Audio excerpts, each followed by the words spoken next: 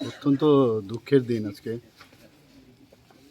70 দশকের গোড়ার দিকে আমরা জানি রঙ্গমোহন রায়, যাকে আমরা রঙ্গ দারোগা হিসাবে জানি, তৎকালীন সময়ে উনি যেভাবে পরিষেবা দিয়েছেন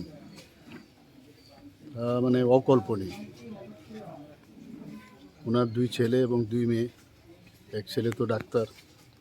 বহুদিন ধরে ওনার সাথে আমার ব্যক্তিগতভাবেও ভালো পরিচয় ছিল। রঙ্গ দারোগা এবং রঙ্গদাকে চিনে না ত্রিপুরাভাষী এমন কোনো লোক নেই। ওনার বয়স হয়েছে 96 বছর।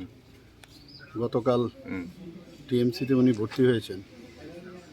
পরবর্তী সময় দেখা গেছে উনি অনেকটাই ভালো হয়েছিলেন, কিন্তু শেষ পর্যন্ত সকালবেলার দিকে প্রায় ভোর 5টার সময় 5:45-এ ওনার আবার মেসিভ হার্ট অ্যাটাক হওয়াতে উনি ইহলোক ত্যাগ করেছেন। সত্যি ওই দিনগুলোর কথা আমরা তখন যৌবনকাল। আগরতলা শহরে আমরা যখন চলাফেরা করতাম তখন মনে হতো যে রঙ্গদা আছেন, রঙ্গদারোগা আছেন, তো নিশ্চিন্তে আইন শৃঙ্খলা উনি এত সুন্দরভাবে মেনটেন করতেন যে এটা ভাবা যায় না। তৎকালীন সময়ে অনেকে, এখন যারা যুবক, ওরা ওনার যে কার্যপদ্ধতি এবং যেভাবে দেশের প্রতি উনি যেভাবে নিষ্ঠার সাথে কাজ করে গেছেন, আমার মনে আছে সিনেমা হলে তখন যখন জাতীয় সঙ্গীত হতো, তো সিনেমার এই হলের মধ্যে যখন জাতীয় সঙ্গীত শেষ হওয়ার পরে উনি স্যালুট করতেন ওনার ড্রেস পরে। সেই দিনগুলোর কথা আমার মনে পড়ে। তো আমি তাকিয়ে থাকতাম।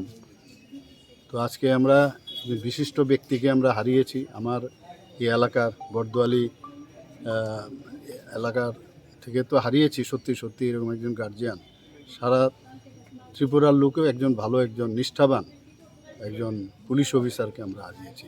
ওনার পরিবারের প্রতি আমার